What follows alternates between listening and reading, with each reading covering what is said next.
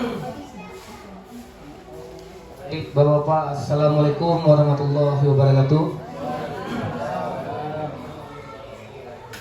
Puji syukur kepada Allah yang telah memberikan keberkahan kepada Guru SD Mersa, dan salawat beserta salam kepada Nabi besar Muhammad SAW. Terima kasih kepada Bapak Ibu Guru SD Mersa atau komunitas belajar sekolah SD Mersa yang telah berhadir untuk membantu saya mempresentasikan program dari komunitas belajar sekolah dalam tugas PKG PJOK Aceh Selatan. Di sini Bapak Ibu, saya membuat tugas rencana tindak lanjut tentang permainan tradisional atau pusaka budaya yang perlu kita lestarikan. Di poin pertama adalah latar belakang dari rencana tindak lanjut saya, yaitu permainan tradisional merupakan bagian dari warisan budaya yang sangat penting bagi bangsa, termasuk Indonesia. Permainan tradisional ini memiliki nilai terkandung dalamnya seperti kebersamaan, kerjasama, kreativitas, dan kearifan lokal. Di tengah pesatnya perkembangan teknologi dan budaya modern, permainan tradisional mulai terpinggirkan, bahkan yang hampir terlupakan oleh generasi muda. Jadi maksudnya di sini Bapak Ibu, dalam era modern ini seperti yang kita ketahui, peserta didik kita itu akan lalai dengan teknologi seperti HP. Sehingga ketergantungan dengan teknologi ini menghambat pergerakan atau gerakan motorik peserta didik. Atau ketergantungan HP ini atau teknologi menghambat dalam gerak motoriknya. Berbeda atau berkesimpangan dengan pelajaran PJOK yang saya pelajari. Dan selanjutnya, adanya program pengenalan tradisional ini, peserta didik juga dapat lebih memahami sejarah dan budaya daerah masing-masing. Jadi kalau kita pelajari sekarang, banyak peserta didik itu tidak mengenal tentang tradisi atau budaya-budaya. Misalnya permainan tradisional ini Bapak Ibu. Kalau Ibu jelaskan kepada anak atau Ibu tanya, apa itu permainan enggrang? Pasti anak-anak itu tidak tahu. Apa permainan bakia? Anak-anak juga tidak tahu. Apa permainan balap karung? Anak-anak juga tidak tahu. Itulah dampak dari era modern, sehingga permainan tradisional ini terlupakan. Padahal permainan tradisional ini Bapak Ibu sangat bermanfaat sekali bagi peserta didik agar tidak tergantungnya dalam teknologi seperti yang saya jelaskan tadi. Nah, selanjutnya, tujuan dari program yang saya buat, peserta didik mampu memahami dan mengenal permainan tradisional. Seperti saya jelaskan, peserta didik dapat meningkatkan pengetahuan tentang budaya seperti permainan tradisional dan berbagai jenis-jenis permainannya. Jangan peserta didik itu hanya mengenal ketika 17 Agustus Bapak Ibu, tarik tambang, makan kerupuk, setelah itu selesai. Padahal di negara kita ini atau di daerah kita ini sangat banyak kali permainan tradisional. Nah, makanya dalam program ini saya ingin peserta didik itu mampu mengenal lebih jauh berbagai macam atau jenis-jenis permainan tradisional. Yang kedua, peserta didik mampu mempraktikkan permainan tradisional. Dalam arti peserta didik dapat melakukan aktivitas fisik, mengembangkan motorik dengan melakukan permainan tradisional. Berarti mengembangkan motorik ini adalah Bapak Ibu, itu adalah mengembangkan gerak. Jadi peserta didik sekarang kalau Bapak Ibu bandingkan dengan kita yang dulu, gerak kita itu lebih kompleks atau lebih kuat, atau tubuh kita fisik itu lebih kuat. Karena apa? Karena coba kita bayangkan dahulu kita tidak lalai dengan HP yang kerjaannya cuma duduk. Sedangkan kita dulu apa? Enggrang, tarik tambang, kelereng, entah balap karung, entah apa saja permainan tradisional yang kita buat. Jadi motorik kita itu kuat, lebih meningkat daripada peserta didiknya sekarang. Nah, itulah dari poin kedua. Yang ketiga adalah peserta didik mampu melestarikan permainan tradisional. Ini poin penting dari program saya Bapak Ibu. Peserta didik diharapkan mengembangkan permainan tradisional dalam kehidupan sehari-hari sehingga mereka tidak lupa akan budaya seperti permainan tradisional. Jadi jangan hanya sampai memainkan saja, tapi mereka tidak bisa mengembangkan atau melestarikan. Mereka peserta didik hanya memainkan saja. Oh ya udah main saja, tapi mereka tidak ada niat untuk melestarikan. Coba kita bayangkan, kalau generasi sekarang tidak mau mengembang, melestarikan, jadi lama-lama ini akan hilang. Kalau bukan mereka yang mengembangkan, kita tidak mungkin lagi. Kita kan waktu kita tidak lama Bapak Ibu. Jadi program saya inilah agar budaya dan atau permainan tradisional itu berkembang atau bisa dilestarikan agar tidak terlupakan di daerah kita. Nah, ini capaian langkah-langkah dan hasil. Capaian itu sama seperti program tadi Bapak Ibu. Capaiannya meningkatkan kesadaran peserta didik akan pentingnya budaya Indonesia dengan permainan tradisional. Berarti di sini kita akan menjelaskan bagaimana penting dari permainan atau budaya yang ada di Indonesia ini. Yang kedua itu meningkatkan keterampilan gerak peserta didik dengan adanya kegiatan-kegiatan tradisional. Yang ketiga meningkatkan rasa cinta dan kepedulian. Nah, langkah-langkah di sini ada bersama program komunitas belajar sekolah. Di sini ada diskusi dan koordinasi dengan kepala sekolah. Saya sudah berkoordinasi dengan kepala sekolah untuk merencanakan program dari komunitas belajar ini. Dan yang selanjutnya merancang program dengan komunitas belajar. Nah, di sini saya merancang bersama Bapak Ibu dari sekolah di Mersa ini. Yang ketiga mensosialisasikan program kepada peserta didik khususnya PASC. PASC itu yang saya ambil itu kelas 5 dan kelas 6. Berarti setelah ini saya akan mensosialisasikan bagaimana pentingnya program yang akan saya lanjutkan ini. Dan yang ketiga itu evaluasi dan refleksi.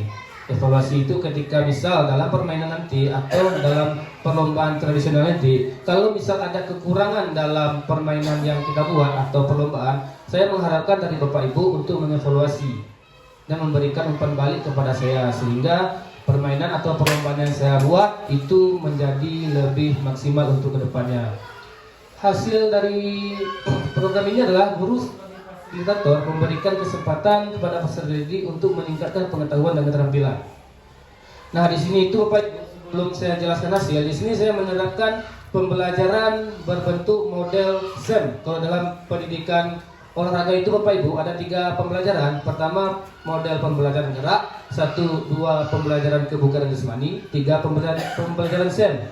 Nah, kalau untuk yang 1, 2 tadi gerak dan jasmani itu sudah sangat sering saya terapkan. Yang kurang saya terapkan itu adalah pembelajaran SEM Bapak Ibu, SEM, Sport Education Model. Nah, saya jelaskan dulu pembelajaran SEM ini Bapak Ibu, peserta didik itu terlibat sangat aktif, bukan terlibat aktif lagi, sangat aktif. Contohnya dalam membuat perlombaan Bapak Ibu. Biasanya kalau 17 Agustus itu kita membuat perlombaan, peserta didik yang melakukan, betul kan? Kalau dalam SEM ini beda Bapak Ibu, peserta didik membuat perlombaan, peserta didik mengatur perlombaan, peserta didik menjadi juri, peserta didik juga menjadi pesertanya. Berarti semua mereka Bapak Ibu. Ya, tugas kita sebagai guru itu ini, sebagai fasilitator. Apa yang mereka butuhkan, apa yang mereka mau, itu yang kita berikan.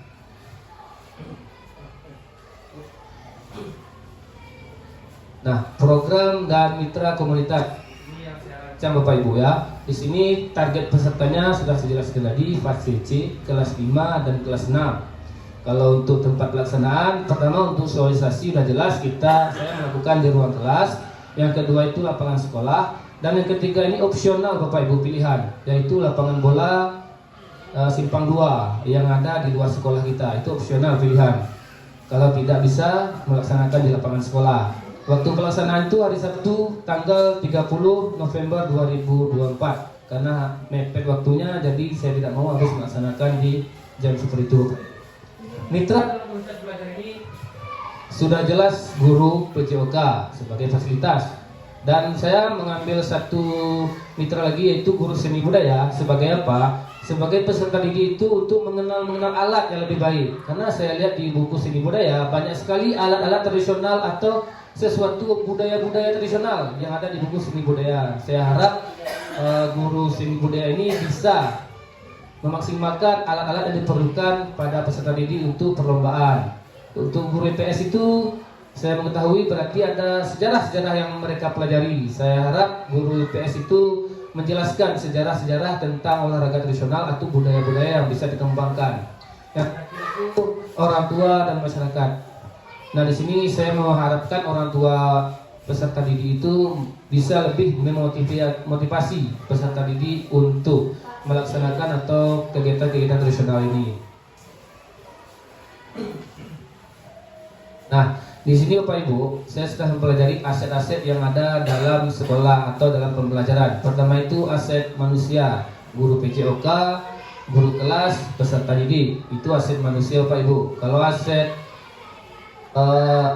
fisiknya ini berbentuk seperti alat-alat yang ada di sekolah Bapak Ibu. Seperti yang bisa gunakan aset itu alat seperti ruang kelas. Berarti digunakan untuk apa? Seperti untuk sosialisasi. Kalau aset fisik itu yang ada di sekitar sekolah, berarti halaman sekolah itu Bapak Ibu, di halaman sekolah kita. Kalau aset lingkungan itu sama dengan aset fisik, cuma berbeda tempat Bapak Ibu. Kalau ini dalam sekolah, sedangkan lingkungan ini berada di luar sekolah. Itu tidak aset kita, tapi aset yang bisa kita manfaatkan dari masyarakat. Contohnya manfaatnya dari lapangan sepak bola. Itu kan bukan punya kita kan Bapak Ibu.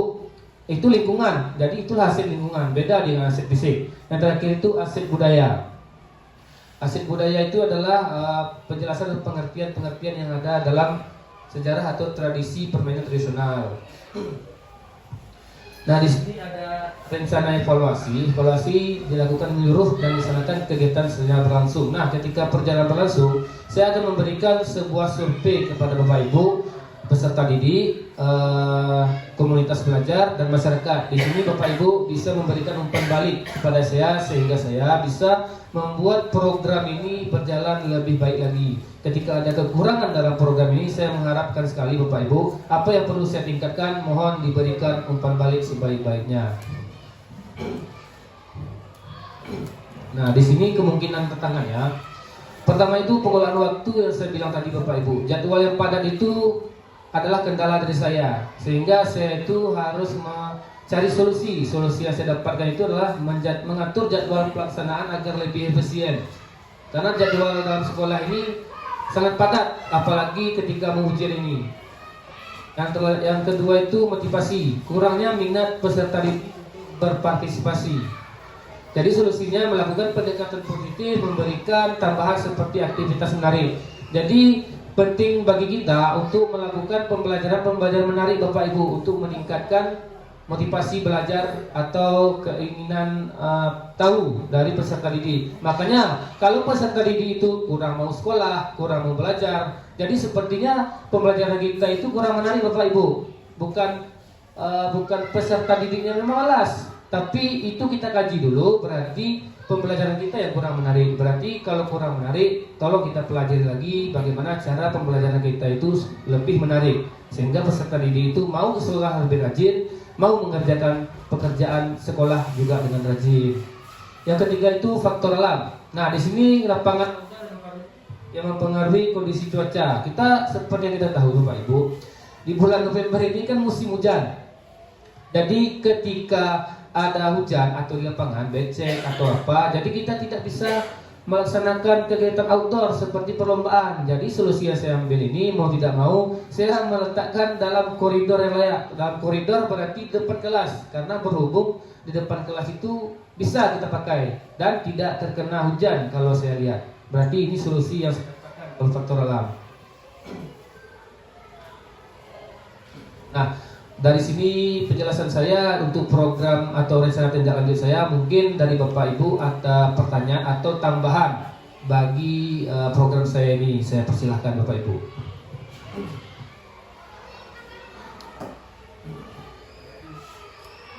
Ada Bapak Ibu?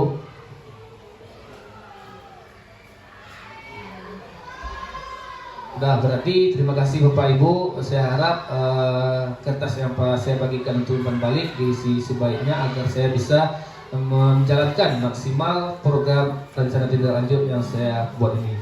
Mungkin hanya ini yang bisa saya sampaikan untuk tugas rencana tindak lanjut saya. Saya akhiri. Assalamualaikum warahmatullahi wabarakatuh.